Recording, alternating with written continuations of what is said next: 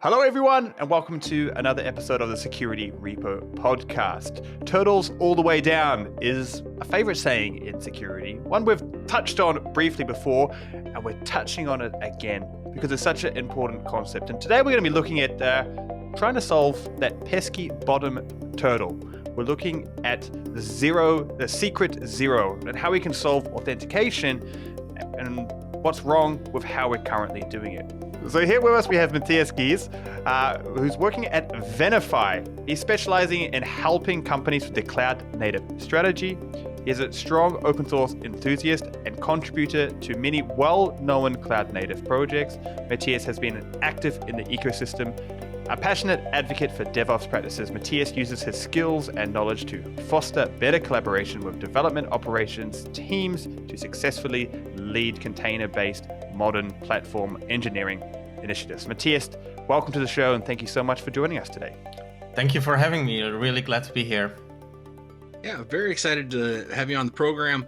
I met you back at the Southern California Linux Expo by the time this comes out a couple months ago, and I was spending a lot of time in the DevOps track. I spent a lot of time in the security track, obviously, since I work in security. But your talk caught my eye on solving secret zero and talking about SPIFFE. So I was like, what on earth is that? So I walked all the way across the convention center to see your talk. And just as an intro for what we're talking about today, can you give us a quick high-level overview of what on earth you're talking about with the secret zero and workload identity? Yeah, definitely can. And I never actually thought to be talking about this because I really accidentally landed in what my company calls the machine identity space. It's very funny. I've joined Jetstack very early on. Jetstack are the creators of Cert Manager, which is kind of the de facto certificate management tool within Kubernetes. And we were acquired by Venify, and kind of until almost being acquired by Venify, I never heard of machine identities. And coming from that cloud native background as a platform SRE engineer, but always very much interested in security as it's a big part of our life, and running platforms in a secure way is very important. And kind of with workload identity and the secret zero problem is kind of what we're trying to get away from is long-lived access tokens and really having just-in-time identities for our services, for our workloads. Google, I think, is one of the most obvious ways where workload identities is really practical. It's when you bring up a Kubernetes cluster, you can attach Google workload identities to your Kubernetes cluster and to individual workloads that are running in there to give them access to, for example, Google Cloud services. We see the same happening with AWS, but another example of that one is as well in many popular CI/CD implementations. One of them is GitHub Actions. You can use OIDC tokens to authenticate yourself to external systems.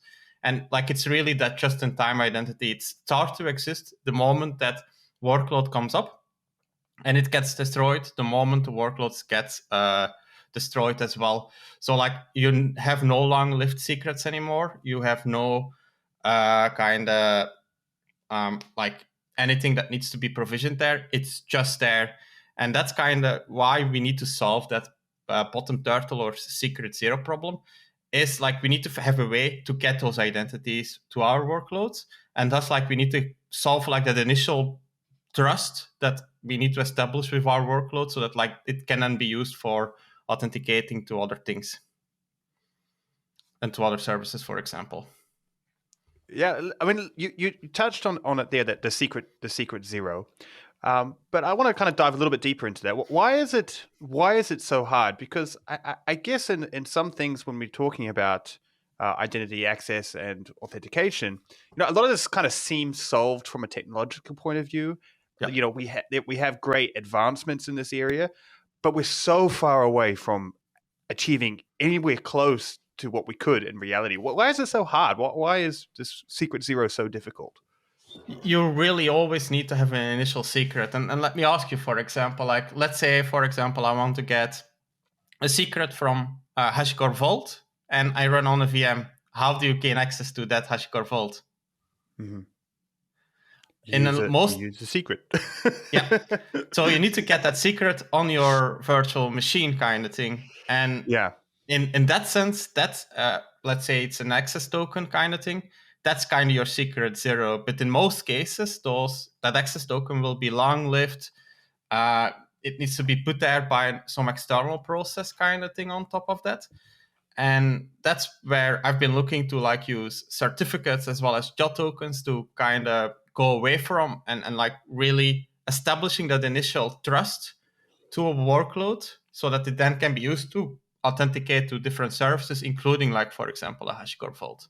Yeah, it's an interesting problem set. I actually had a conversation with someone outside of security and was like, you should use a password manager. He was complaining, hey, I've just started a new job. I have so many passwords to manage. Like, so what password manager are you using? He gave me a blank stare.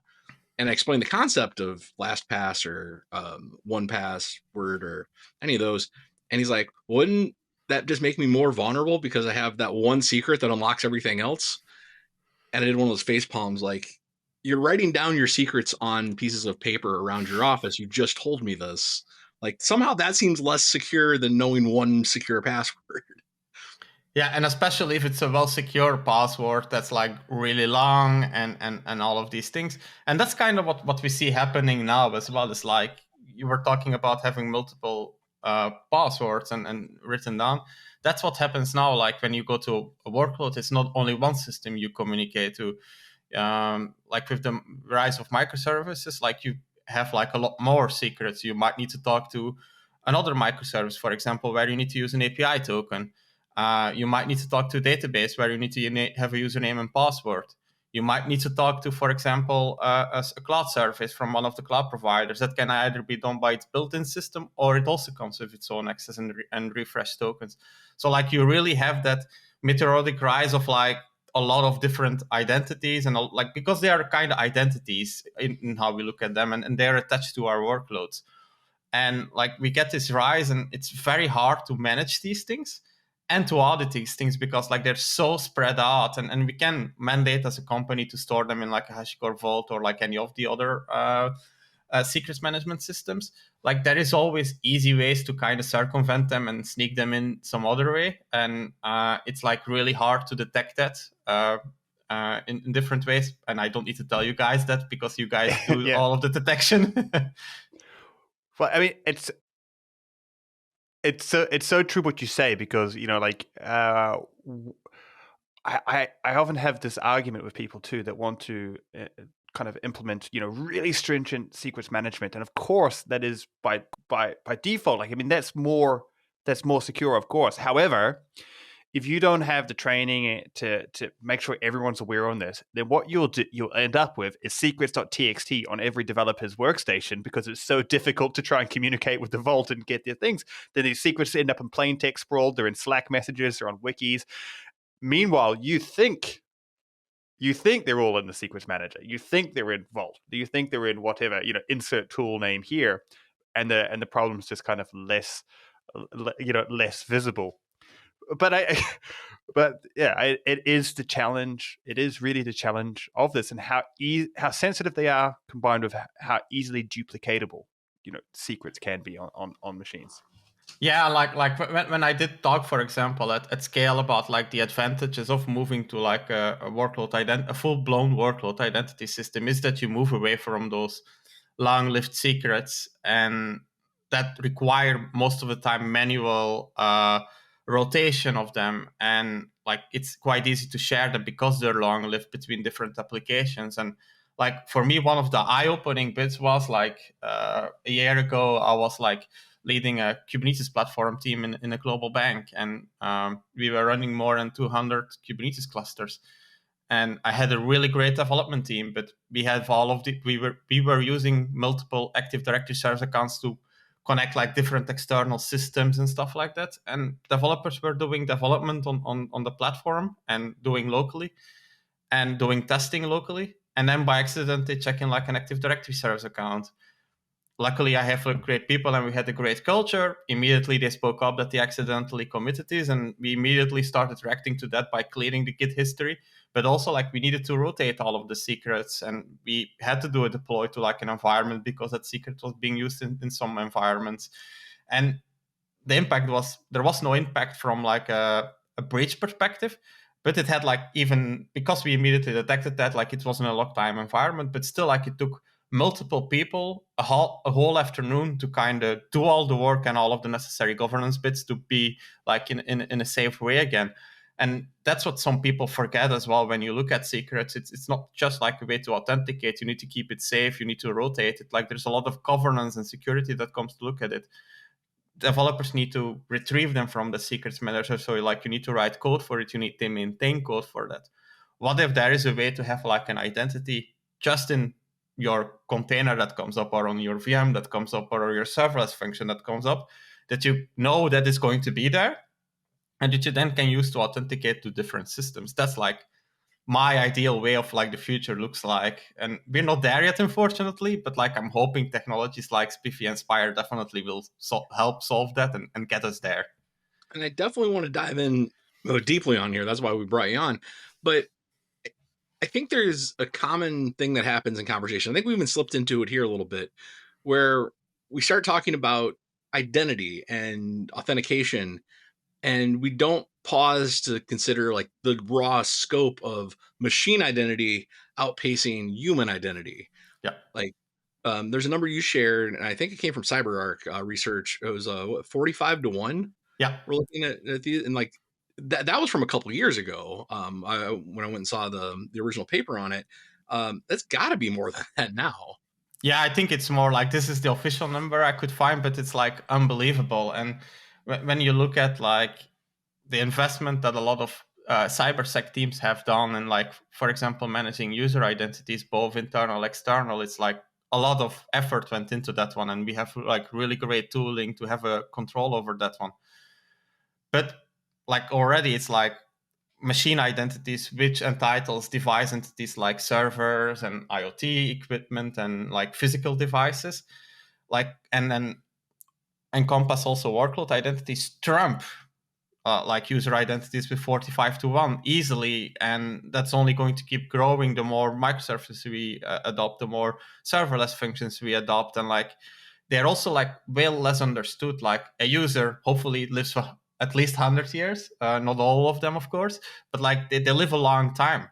And like a workload identity, for example, can only live for a few seconds, and then a new one can come up again. And like they're going so fast that like also like traditional systems like IT service management systems cannot keep up with like keeping track of everything. And that like makes the whole governance and auditing really difficult of like all of these software pieces. You said it there. This is something like human identity we have maybe not solved, but we can at least talk about it. Everybody knows what a human identity is. And you even said it there, like we're talking about machine identity versus workload identity. Like we're still struggling with the basic terminology of this problem set. And this has been going on since DevOps, I think, became a thing. Yeah, indeed. And like it's only kicking off now a lot more. And what I've seen companies solve is mostly like their north-south kind of traffic kind of thing. Like their load balancers are being secured with certificates and have an identity. Their ingress kind of thing have a certificate, and like all of these things. But they're now with like their zero trust mandates that a lot of them have. They're also starting to think about their east-west traffic, like in cloud native. That's where service meshes come in, for example. But like you need to have like service meshes. They also need to be able to know about each other. And again, that's where like workload identities comes in.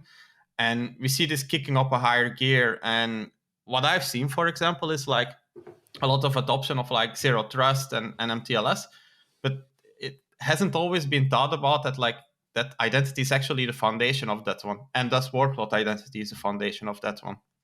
Well, I want to kind of enter into the jungle now, because I know we're gonna get stuck here for a while. But you've mentioned already SPIFFE a few times. So for people like me who don't have good understanding about this, can we dive into exactly kind of what SPIFFE is and what's its role in this? Yeah, definitely. So SPIFFE in long stands for, and it's a really difficult name and it's really hard to remember sometimes, it's Secure Production Identity Framework for Everyone. So Secure Production Identity Framework for Everyone. It's really a mouthful. So that's why everybody calls it SPIFFE and never talks about it in the full name. But like the full name reveals quite a lot. And like, yeah, SPIFFE, it has been around for quite a few years. It originally kind of came out of one of the ideas of Joe Beda, who was one of the co-creators of Kubernetes. And it's a framework, a specification that people can take to start doing like identity first things. And it exists out of multiple parts. Like you have the SPIFFE identity itself. You have the way that it can be issued, like encoded. You have the way that how you can retrieve it. You have a way to issue like the identity and verify it. And then you also have like federation, for example, when you need to communicate between different systems that are not necessarily by default allowed to communicate. So like it exists out of multiple parts, let's say. And what I've seen, for example, is like different software not always take the full spec and implement the full spec. Like the full spec gets implemented, for example, in Spire, which is part of the SPIFFE project. And Spire stands for SPIFFE Runtime Environment. And that's like the production grade implementation of SPIFFE. And that implements the full specification. But if we look, for example, at software that's also using SPIFFE underneath, the most common known one is Istio, for example. Istio uses SPIFFE identities for verification and for that core identity bit to be able to determine if traffic can get routed between two services.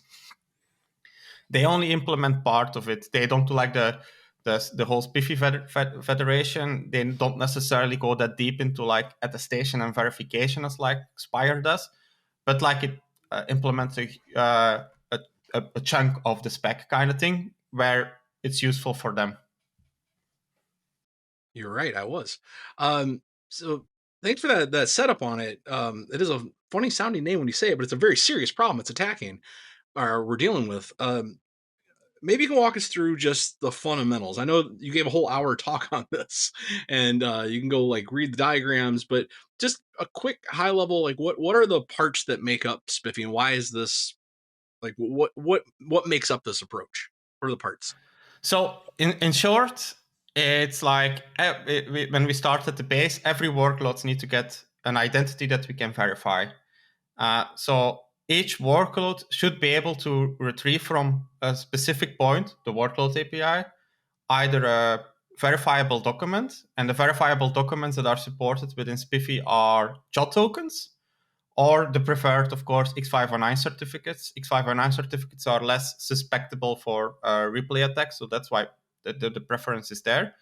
And inside those cryptographically verifiable documents, there is an identity encoded, what we call the SPIFFE identity. And it's, for example, in X509, it's part of the certificate metadata. And a SPIFFE identity is comparable to almost a website address. So instead of HTTPS, it starts with SPIFFE. And then the third bit where normally your domain name goes, it's like your trust domain, like your trust boundary, what you can trust. So like, for example, you can have a trust domain for your production environments. You can have a trust domain for your development environments. And then the last part is uniquely identifying your workload in the same way that, like, for example, when you go to a website and you go to a specific path on the website, like it's a uniquely identifiable kind of path that identifies your workload.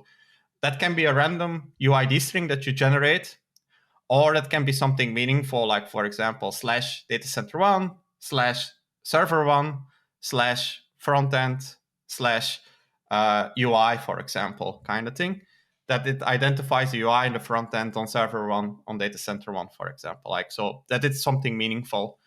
And that allows you to uniquely identify your workloads. And because it goes back to that cryptographic document, that then gets shared and goes through that common root of trust, which is being delivered by your CA certificate that signs all of these cryptographic materials. You have like authentication between workloads because they the verifiable identity documents get signed by the same CA. So like you can already authenticate to each other. And then you can use the encoded SPIFFE identity to do further authorization of like specific workloads can talk to specific workloads. And that's, for example, when you start using Istio, when you start configuring that and go to Zero Trust, that's what Istio uses then to kind of verify like the connection between two services. I'm briefly interrupting this episode to talk about the security repo's sponsor, GitGuardian. GitGuardian is a code security platform that specializes in detecting secrets in your development workflows and also in your code repositories. Not only can GitGuardian bring to the surface all of those leaked secrets from way back in the history in your projects, but it can also let you know when systems have been breached by using their brand new Honey Token module. Honey tokens are fake credentials that you can put in your environments and also in your third-party tools to know when they've been compromised. GitGuardian is free for all teams with less than 25 developers. You can sign up today at gitguardian.com. All right, back to the episode. I want to talk about some like practicalities now. A lot of our audiences are security engineers, AppSec engineers from this area, and I think probably a lot of people listening to this going, "Okay, this sounds fantastic. I understand the mechanisms behind it, but like, how do I implement it? What do I do? How can I introduce this into practice? What are the steps that you need to take?" So I'm wondering if you can share insights around, actual next steps beyond understanding the technology. Yeah. So like, and that's still like the biggest hurdle when going to think about workload identity. Like there are concrete implementations. If you look at the wider workload identity without SPIFFE, like all of the cloud service providers have it natively and you can connect it to like their systems. But when we think about like something that can almost uniform give you an identity to allow to authenticate to different things, which SPIFFE is trying to do, like you need to be quite methodological on starting that. And the big challenge there is that you're not immediately going to see the big trade-offs until you're quite far in your journey, because like until like you can get really rid of all of these Kubernetes secrets and these access tokens and stuff like that, like you're still needing to keep these around to authenticate to different systems. And the way to currently start this is, I feel like in the cloud native, because SPIFFE comes out of the cloud native world. It's like integral part for like service meshes in Istio. Linkerd has now support for it. Cilium has support for it for their mutual authentication. So like these are really great technologies to start in, because those parts are definitely mature. And it's like that's where you can then start into like using these things. And once you have that thing and like you got your feet into it, you start to understand like how it works, you have some production experience with them, you can start extending that kind of scope to like, for example, using SPIFFE identities to connect to cloud. One of the things I've been working on with some customers is like I have a cluster in one cloud provider running with like SPIFFE identities, and I can use those SPIFFE identities to authenticate to another cloud provider where like it's like running in a complete separate cloud. And doing that multi-cloud bits, if required, for example, are a great start, because this can also already be done through like OIDC and JOT token authentication to be able to like really leverage those things to go from Google Cloud to AWS and vice versa, and like these things. And then like that's the second step, because like there is native support for that. Like for example, in AWS IAM, you would be able to use like SPIFFE identities as like as an authorization method almost. And then like it's when you things go outside of the cloud native, and you have like these SDKs that allow integration with your applications and make your applications more aware of SPIFFE.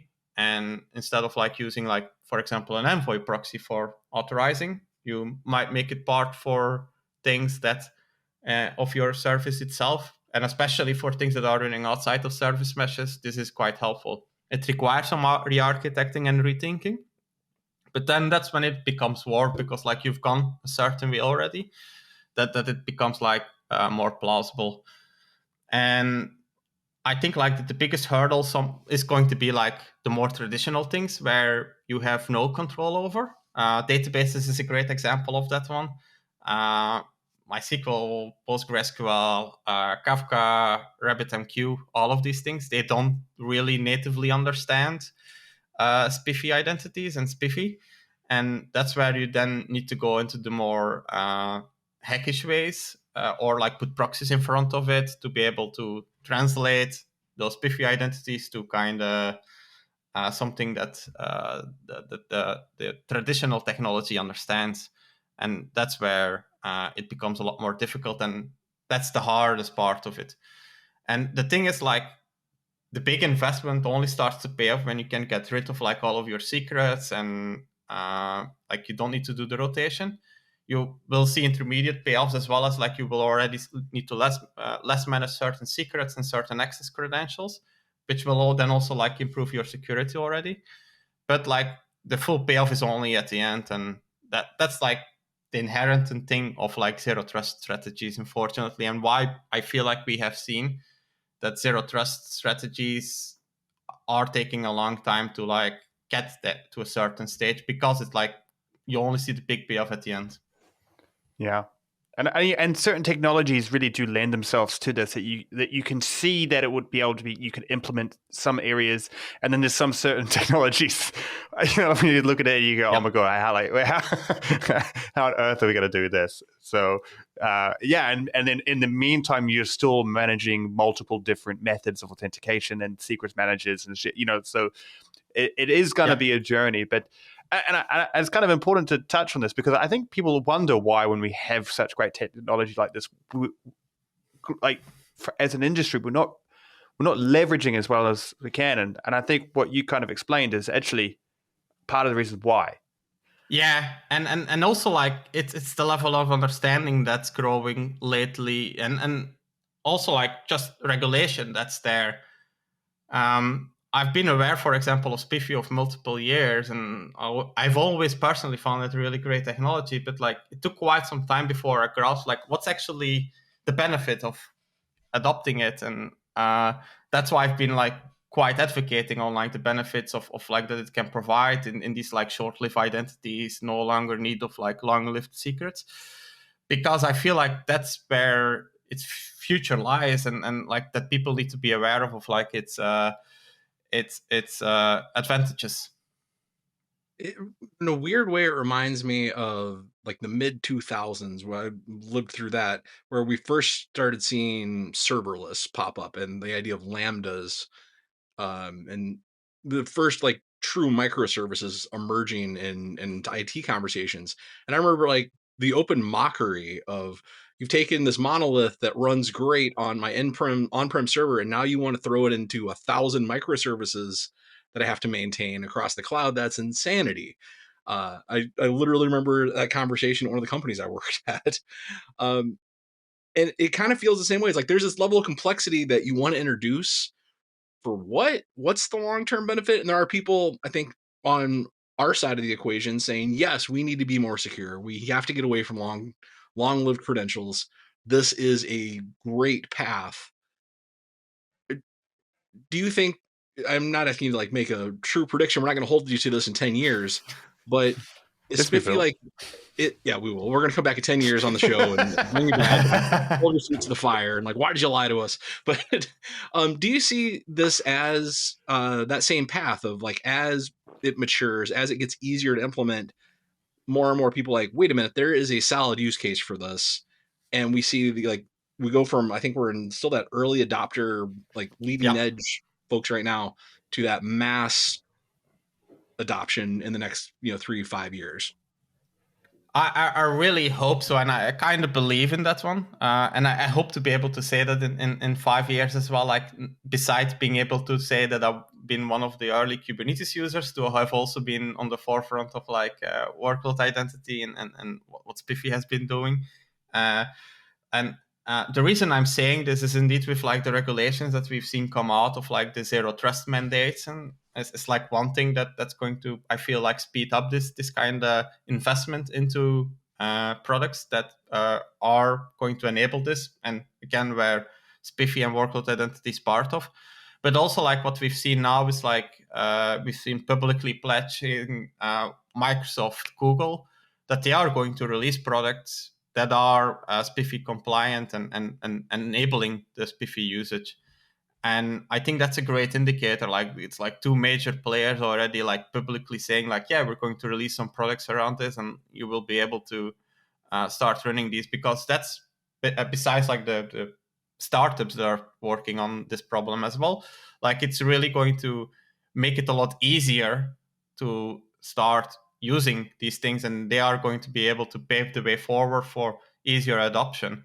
And in the long term, what I'm hoping is like, where now developers indeed need to kind of encode a way to get secrets, like, it's going to improve developer experience as well. And I'm very hopeful where they don't need to think about it. It's just like, yeah, I have an identity there, like I just collect it and I start using it, kind of thing. And they don't need to think about like, where do I need to retrieve it, and how do I get access to it? Like, it's there and I can start using it. And this is then the developer experience bit where I'm thinking about, like, that's definitely going to help. Yeah.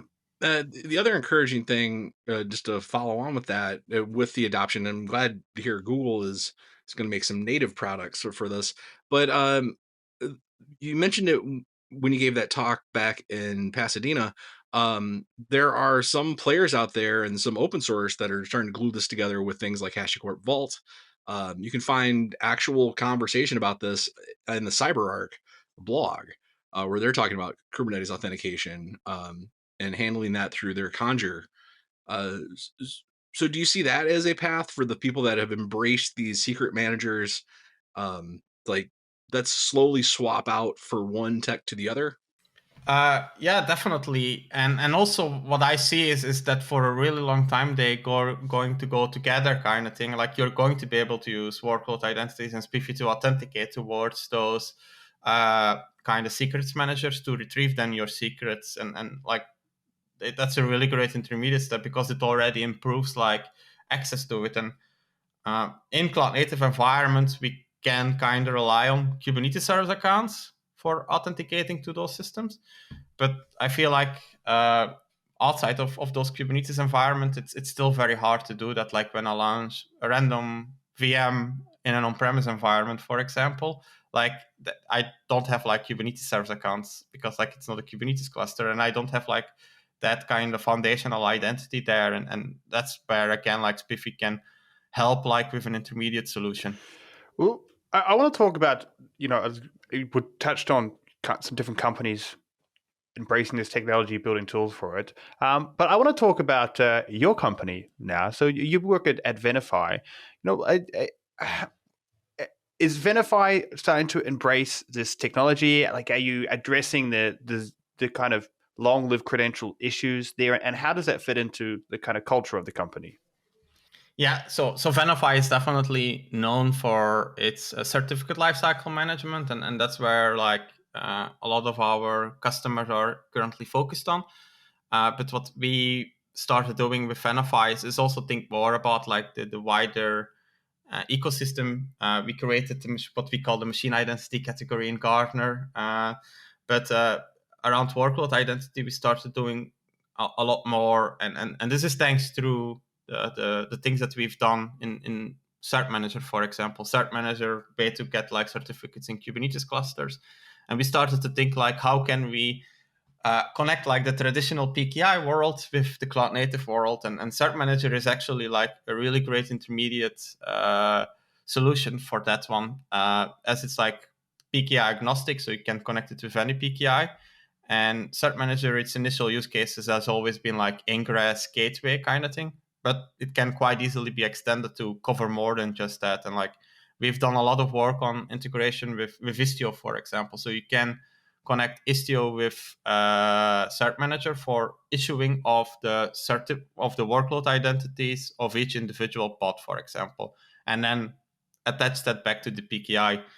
Advantages for this are also like really there for platform teams, because when you start looking at multi-cluster, for example, like, you need to start copying like CA certs and CA chains back and forth between different clusters. This all goes away once you have like a common PKI thing, and that cert manager with Istio and your private PKI or whatever PKI you're using can definitely do that.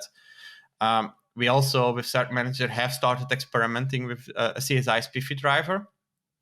And this is a way to get like a SPIFFE certificate, as like Cert Manager is only focused on X509 certificates, so it doesn't do like chat token, but at least X509 certificates. And it can give that to your pod, which you can use for MTLS and communication between like different services, but also to like clouds. I've done quite recently a webinar with a company called Authorize, which is part of our what we call dev fund. Like we give some money to startups to do integration with Venify things, either open source or like it's enterprise project suites. And like with Authorize, we work together to do the integration with open source Cert Manager. And Authorize has created it's an authorization company. To be able to authorize your workloads to, for example, Kafka. And one of their integrations they have is with AWS. So that when you add like an intent in your Kubernetes cluster, it automatically creates the necessary policy in AWS, and you kind of don't need to go through the AWS console or like even write anything AWS specific. It's all done through like Kubernetes, and it automatically fends it out to AWS as well as like its other systems. And I worked with them together to integrate a Cert Manager CSI SPIFFE driver with like AWS Anywhere, which allows you to exchange an X509 certificate, in our case with a SPIFFE identity in part of it, and exchange that for AWS access credentials that then allow you to do like, for example, reading and uploading to S3 file buckets.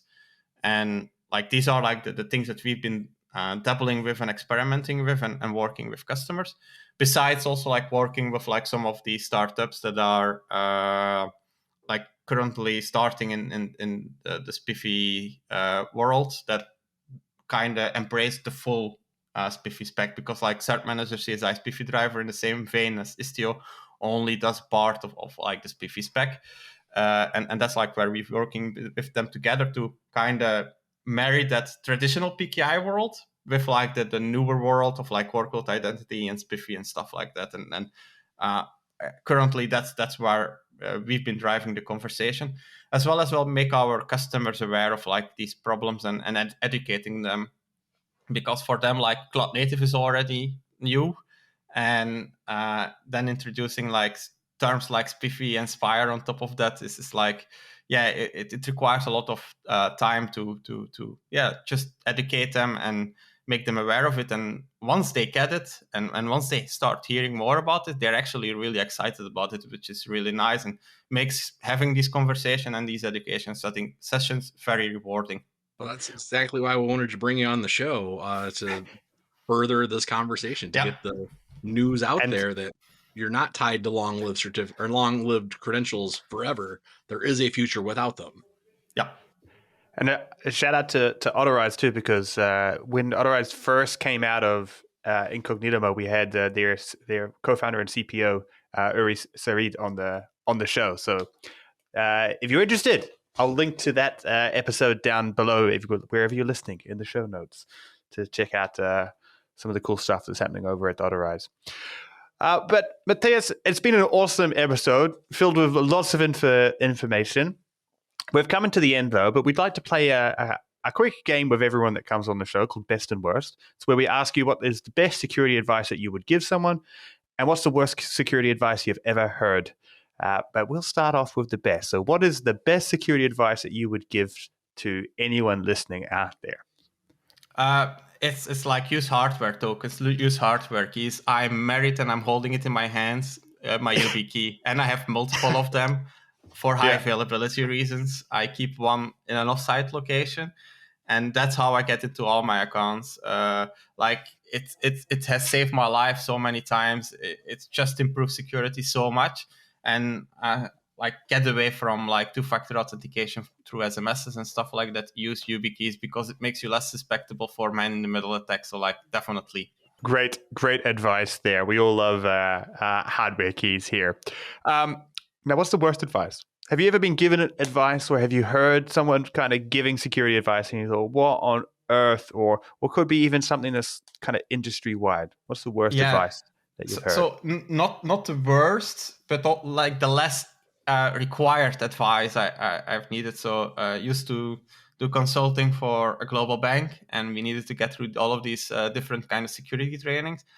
And at a certain moment, part of the security training while sitting at home, working from home during COVID, it started talking to do what to do when the bank gets robbed, and that you needed to leave the bank as soon as possible, give them all the money. And I was like, yeah, as an IT guy working from home, like this is really not needed, and I hope to never need this. So it might become the best advice I ever got if I ever end up in a bank robbery, but like I really hope it's never going to be applicable to me. That's funny. That's a great one. Well, Mattias, we're going to wrap up the show here, but it's been awesome to have you on. Before we take off, what's the best way for people to maybe hear more about you? You do a lot of talks in different areas. Where can people follow you?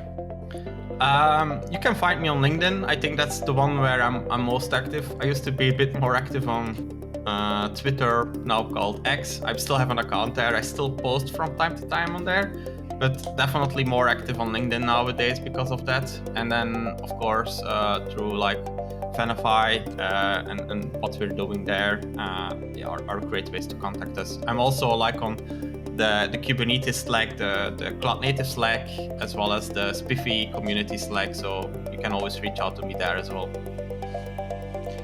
Amazing. Any final words, Dwayne, before we click the big red button? Just want to say thanks for coming on, and thanks for sharing this knowledge with us, and thanks for giving that presentation at scale. It really opened my eyes to what is possible in the future, or what's possible right now, about passwordless, without having to rely on long web credentials. So just thanks very much for spreading this good word. Thanks, Bob, for having me on. It was a truly honor to be here, and looking forward to seeing you in person, hopefully here soon.